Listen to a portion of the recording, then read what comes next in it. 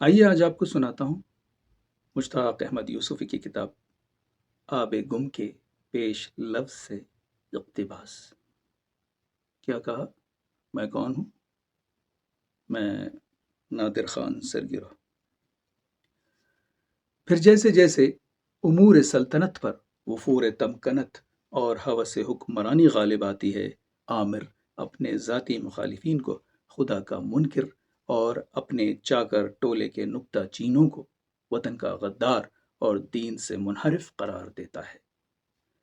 और जो उसके दस्ते आहन पोश पर बैत में उजलत से काम नहीं लेते, उन पर अल्लाह की ज़मीन का रिज़्क़, उसकी छाँव और चाँदनी हराम कर देने की बशारत देता है। अदीबों और तलामिज़ुर रहमान को शाही मतबख़ की बिरयानी खिलाकर ये बतलाता है कि लिखने वाले के क्या फ़राइज़ हैं और नमक हरामी किसे कहते हैं।